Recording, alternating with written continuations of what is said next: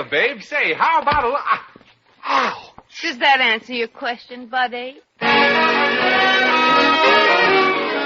The Adventures of Maisie, starring Ann Sothern. You all remember Metro-Goldwyn-Mayer's famous Maisie pictures. In just a moment, you'll hear Maisie in radio, starring the same glamorous star you all went to see and loved on the screen, Ann Sothern. But first, your announcer.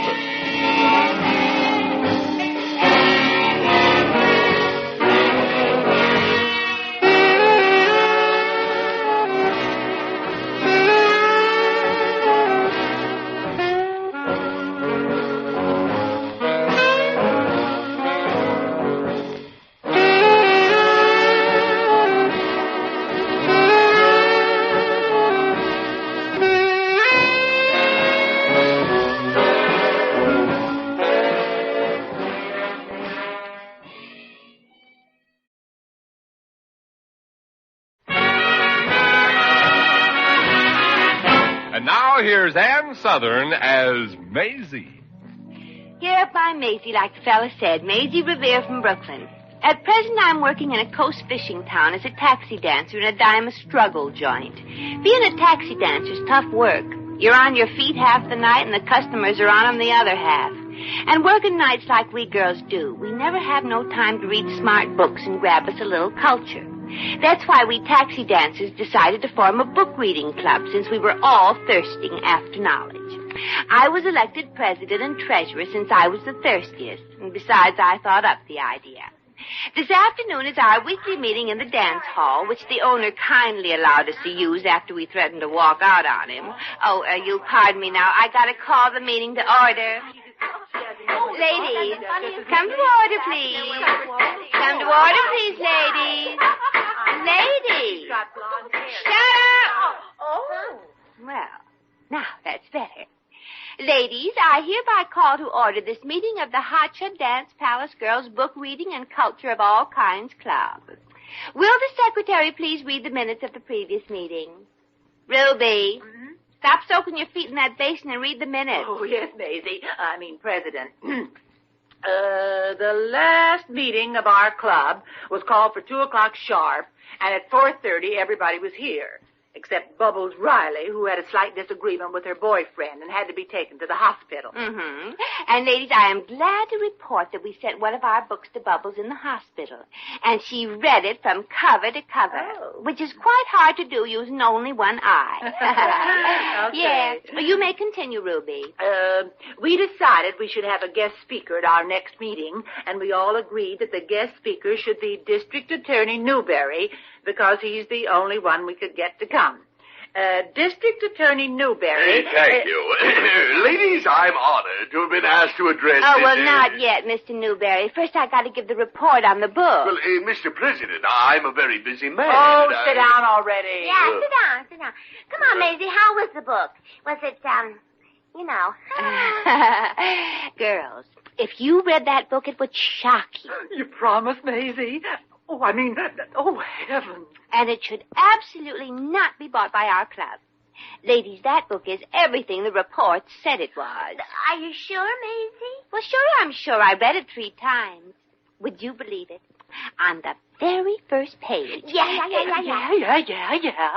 Miss Revere, please, are you forgetting that I'm here? Oh, sorry, Mr. Newberry. Girls, I'll tell you all about it when there's no men present. No, I mean I've got work to do downtown. My speech, remember? Oh, yes.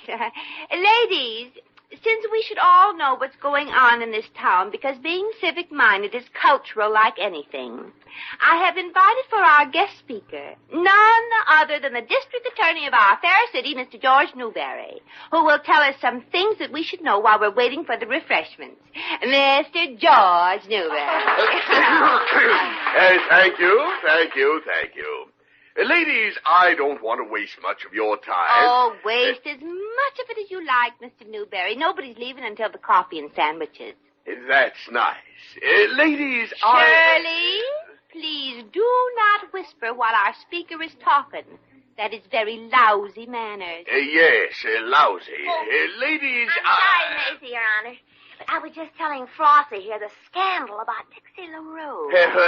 Ladies, I should like to discuss the topic of crime in our fair city. What scandal about Dixie? To abolish crime, I think that all offenders who have ever been convicted of a crime should... you heard, Maisie? She's been running around with that married fellow.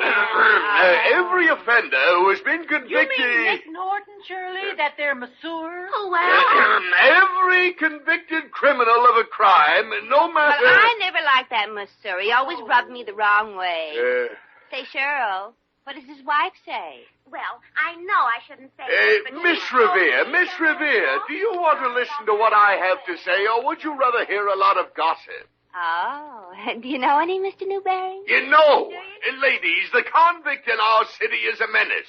They have stolen from our honor city, and I collected all the dues. Good. I mean, many of the criminals were released from prison, and we made the mistake of accepting... Oh, gosh, Ruby, it's almost 3 o'clock. I'll have to rush home and get the rest of the club's money. Made the mistake of accepting them in... And then hurry down to the bank before it closes. Meeting adjourned, meeting adjourned. Thanks very much for addressing our club, Mr. Newberry.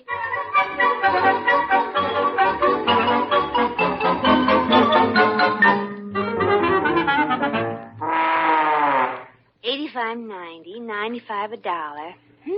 Everybody paid their dues this week. Phew. $9.26.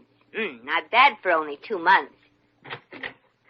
Say, mister, the dancing don't start till 9. And what's the idea of coming in the dressing room without knocking? All right, lady, this is a stick-up. Oh, that's no excuse. Us girls might have been getting dressed. A stick-up? Hand it over. And what over? You know. Well, how can I? This is the first time I was ever sticked up. The money, babe. That stuff in your hand. Come on, give. Oh, but I can't give you this. It's the club's dues, and we need it to buy books. So do I, miss. What do you need to buy books? Can't you steal them? Now, look, lady, don't mix me up. I'm new in this racket. Now, come on, hand that over. Answer that, miss, but no tricks. Yes, Mr. Cook. Hello? Hello? Take the receiver off the hook first. Oh, yeah. I was kind of surprised when I got no answer. Hello? Hello? This is me talking. Oh, hello, Ruby. I was looking through the hell-wanted ads. I'm warning you, miss. Cut that out and act like nothing happened. Act natural, like you're carefree and gay. Yes, carefree and gay. Hello, Ruby. I'm glad you called. I'm happy and gay. Hang up and give me that dough. Give you the dough? Well, I have half a mind to call the police. Goodbye. Who was that? The wrong number. Enough of that stalling, lady. Now hand over the money and I'll scram. What? Well, just a measly $9.26. Well, you ain't going to get very far in the hold-up business, mister, if you're going to work that cheap. Okay. So I'm not ambitious. $9 will get me enough to eat for a couple of days. Yeah, but what about after that? Well, you'll be so weak from hunger by the end of the week you won't even have strength enough to hold a gun. Now, I just happen to have some money around here that I've been saving for an emergency like this. Oh, you've got more, Mm-hmm. huh? All right, hand it over. Oh, now you're using your head. Let's see now. Where did I put that money? It's not in the drawer. It's not behind the mirror.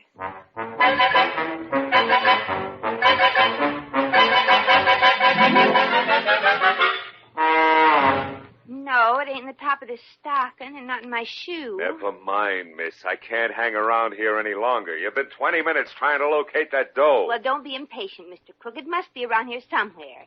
Now, where did I put it? Look, miss, why don't you look for the dough in your bag, huh? Oh, I'm saving that for last. Yeah, give me that bag. Oh. Yeah. Fine haul. Another 30 cents. Oh, you expected more, maybe? I sure did.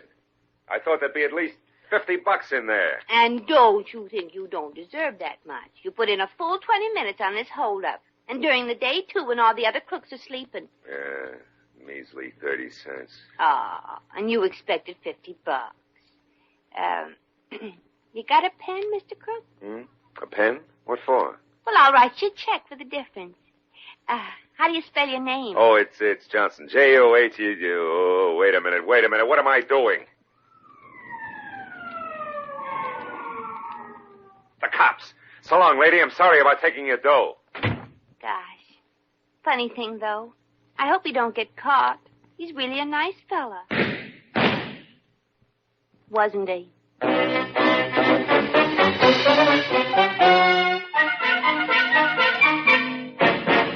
Miss Revere, I'm sorry to have inconvenienced you, but I asked you here to my office to identify the prisoner. Well, gosh, Mr. Newberry, I can't stand looking at dead men. Do you mind if I look at him with my eyes closed? Miss Revere, the man who robbed you is not dead. He wasn't even wounded. Bring in the prisoner, officer. Oh, gee, he's alive. I'm so glad. Okay, I'm here, D.A. Let's get this over with quick. Well, I'm sorry to have kept you waiting, Johnson. Miss Revere, this is the man who robbed you, Harry Johnson. Oh, how do you do, Mr. Johnson? I'm glad you're not dead. When you're an ex-con lady in this state, you're always dead. Well, go ahead. Identify me, miss. They're getting a cell ready for me anyway. Well, gee, I'm sorry, Mr. Johnson. If you really needed money bad, our club, we do charity besides. Then this is the man. Well, good. That'll be all, Miss Revere. The trial will be next Thursday.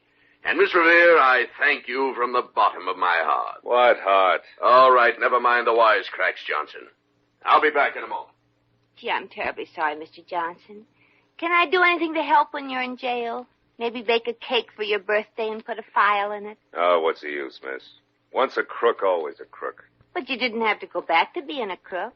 There are other jobs in the world. Lady, I'm a crook. So happens that very few people are hiring ex-cons this year. It isn't fashionable anymore.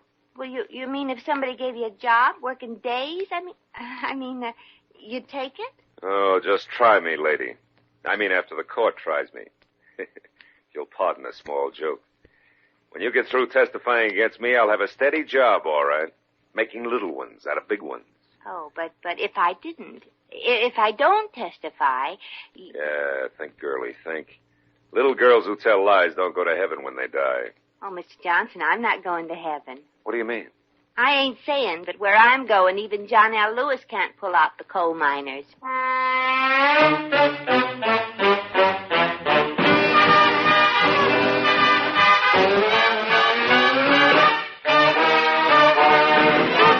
The Adventures of Maisie, starring Ann Southern, will continue in just a moment.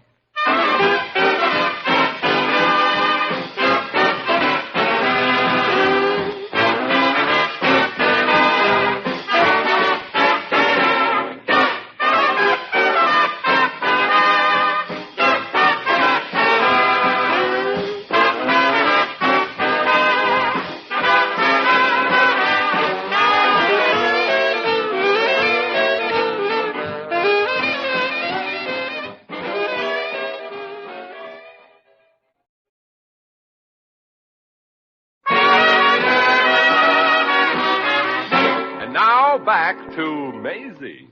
And now, Your Honor, I should like to bring my star witness against the prisoner, Harry Johnson, to the stand. Will Miss Maisie Revere please come forward? Coming, mister. Hold my gum, Ruby. Oh, sure, Maisie, but don't be a schmo and stick your neck out to save that ex-con. Well, I got to, Ruby. Well, so long. I'll be seeing you. Yeah, but only on Visitor's Day. Hey, gentlemen of the jury, please, remember you are in the court of, Sit right down here, Miss Revere. Thank you, Judge. Do you mind if I cross my legs? Well, please do, honey. I mean, you may start, Mr. District Attorney. Thank you. Miss Revere, do you promise to tell the truth, the whole truth, nothing but the truth?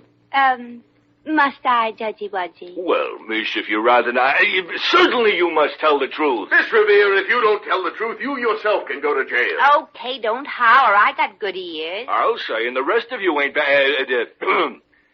Continue, Mr. Newberry. Very well.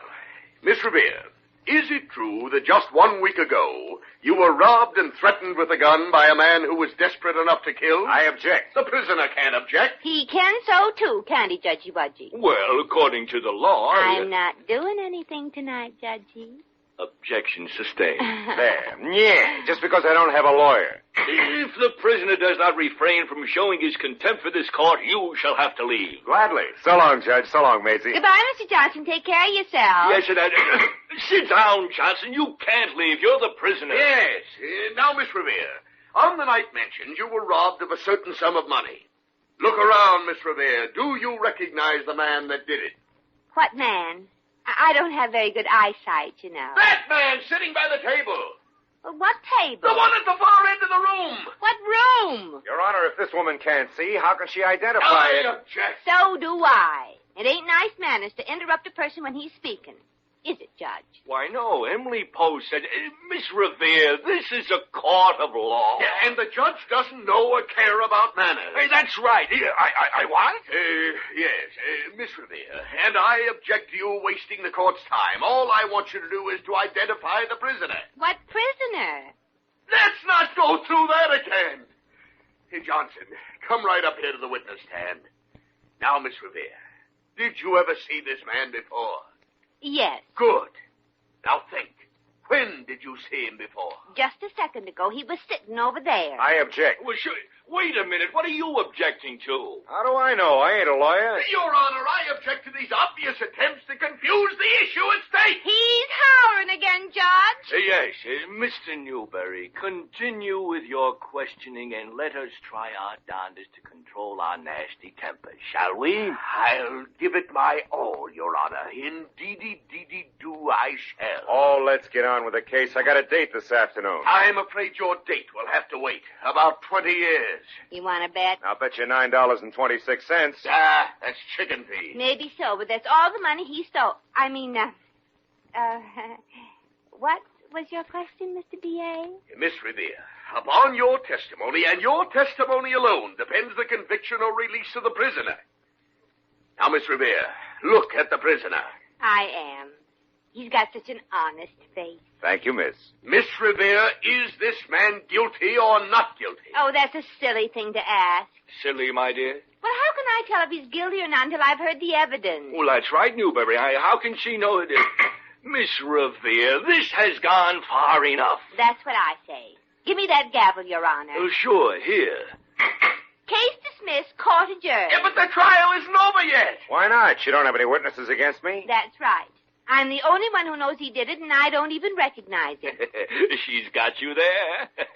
Very well, Miss Revere. I'm sure I have no idea what caused you to refute what you told me, but the prisoner is free.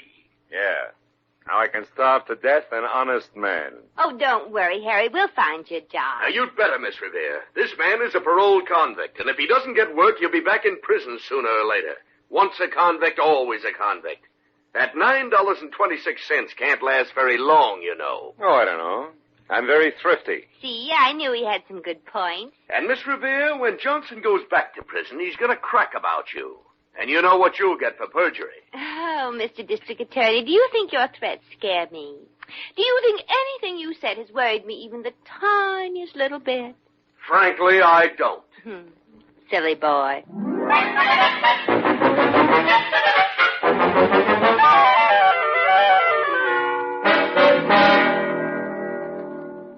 Give us some kind of hint, Harry. There must be some kind of work you can do besides holding up people. Maybe farm work, huh? Hey, can you milk a cow? No.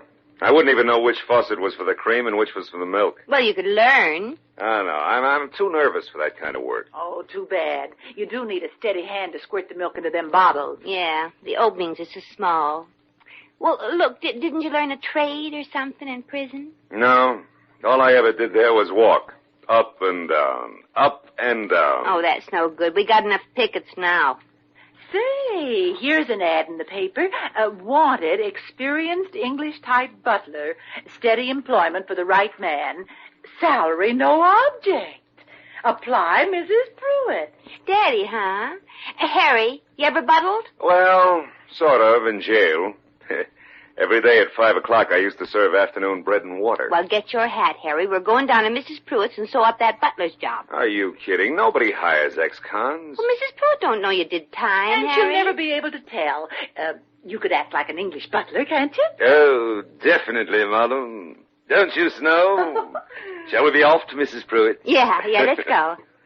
No, Harry, don't put your hand on my shoulder when we walk. Mrs. Pruitt must know you were in jail. Say, Maisie, how about references? Harry will have to have worked for real classy people to get that job. Yeah, she'll want written references. Yeah, and he's going to get 'em. Signed by Mrs. Astor, Mrs. Vanderbilt, and Mrs. Cabot. That's nice. Why not get one signed by Countess Pignatelli? Oh, don't be silly, Harry. I can't spell pignatelli. Ruby, pen and paper, please.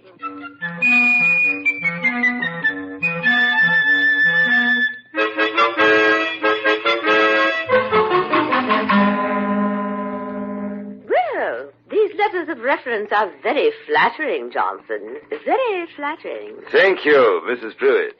But the stationery that Mrs. Vanderbilt used, does she usually write her letters of recommendation on the back of a paper bag? Well, that's all we could find. What? Oh, well, she means all Mrs. Vanderbilt could find was fault with Johnson. That's why we insisted that he leave her employ. Oh, quite, Mrs. Pruitt. And I always listen to the advice of my agent. Remarkable, remarkable. I never knew that butlers have agents handling their affairs. Well, only butlers who have worked for such fine families, Mrs. Pruitt. Johnson here has worked 3 years at the Vanderbilts, 2 years at the Cabots. 5 years at Dannemora. Dannemora? Oh, yes. Certainly you've heard of the very exclusive Mora family. Well, Johnson here worked for the eldest son, Danny Mora. Oh, really? Mm-hmm. 5 years at one place. That's quite a record, Johnson. Yes. Haven't I? Well, Johnson, I must be very careful whom I employ.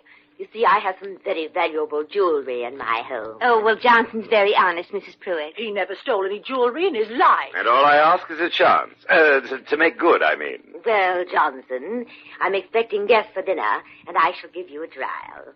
If you live up to your references, I shall hire you on a permanent basis. Oh, well, swell. And, Johnson, for dinner tonight, I should like to use my best service. Do you think you can find the silverware? Oh, it's a cinch, baby. I mean, madam. Yeah, no matter where you hide it, Johnson will find it. And just to make sure that everything goes all right, Mrs. Pruitt, I'll stay for dinner. Stay for dinner? Oh, Miss Revere, I should like to ask you... I don't know, Mrs. Pruitt. What you going to have?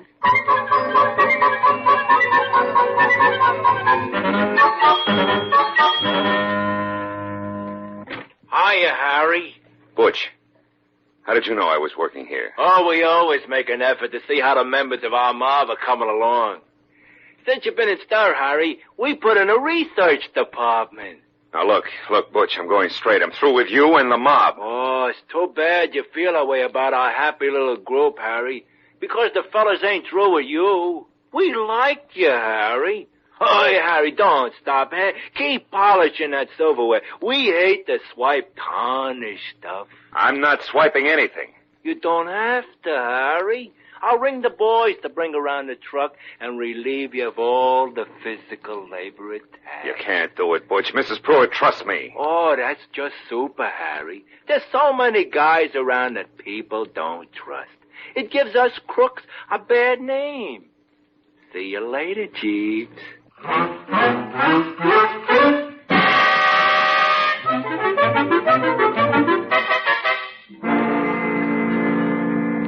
I'm afraid having you and your friend for dinner, it's out of the question. Why, you don't know any of my guests. Oh, well, that's all right, Mrs. Pruitt. Me and Ruby get acquainted real easy. Maisie, I just come from the kitchen. Well, that's nice, Ruby. What's cooking? Nothing. All the pots and pans are gone. Gone? Stolen. All the silverware, the jewelry, even the butler. Well, that's impossible. Well, yeah. Who'd want to steal a butler? Oh, I guess the DA was right, Maisie. Once a crook, always a crook. Are you trying to tell me that dear boy Johnson is a thief? Why, Miss Revere, I thought you told me you were his agent. Yeah, but we just get 10% of his butlering jobs. We got no deal on the stuff he swipes. Well then, Miss Revere, I believe this is a matter for the police. Exactly, Mrs. Pruitt. And who are you? Gosh, the DA, and he's got Johnson with him. Dinner will be ready in a few moments, madam. Oh, well, you can't get out of this one, Harry. The only serving you're going to do ain't going to be in this house. It'll be in a much bigger one. Gosh, Harry, I'm ashamed of you, losing us a good dinner. Couldn't you go straight? But he did go straight. Rather than let his former partners in crime ransack Mrs. Pruitt's home, he beat them to it and delivered all the swag and the members of the gang to my office. I knew it. Oh, that does make a difference. Johnson, you may consider yourself hired. And you get $50 a week. Yes, madam. Will that be all? Well, ain't 50 enough? You know, Maisie, I'm awful grateful to you for all you've done. Is there anything I can possibly do to show my gratitude? Well, yes, there is, Harry. After you get your first week's salary, will you pay back the $9.36 you swiped from me?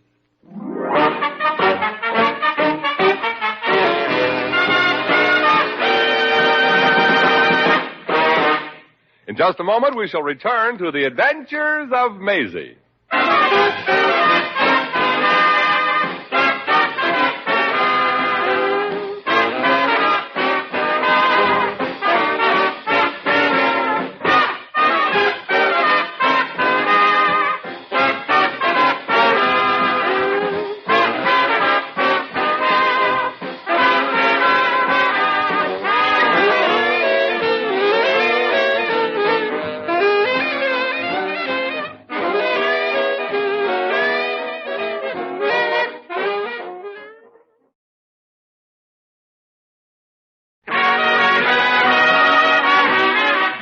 And now, once again, here's Maisie. Well, I played a hunch and made it the hard way. A man with a past became a man with a future. Of course, Mrs. Pruitt wants Harry Johnson, when he makes like a butler, always to serve from the left and remove the dishes from the right. But I always say it's better to work for a boss that's superstitious than for nobody at all. Yep, for a while there, my little white lie made things look mighty black. But the way I look at it, there's always a way to make a good guy out of a bad guy. Well, gotta get back to the dance hall for my evening's wrestling bout with music. Gosh, if they ever gave any awards for active service in the taxi dancing racket, my feet'd get the Purple Heart.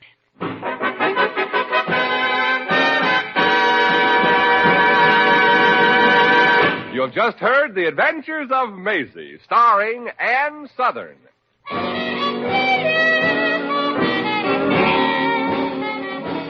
Maisie was written by Arthur Phillips. Original music was composed and conducted by Harry Zimmerman. Supporting cast included Elvia Allman, Gerald Moore, Lorene Tuttle, Peter Leeds, and Frank Nelson. Jack McCoy speaking.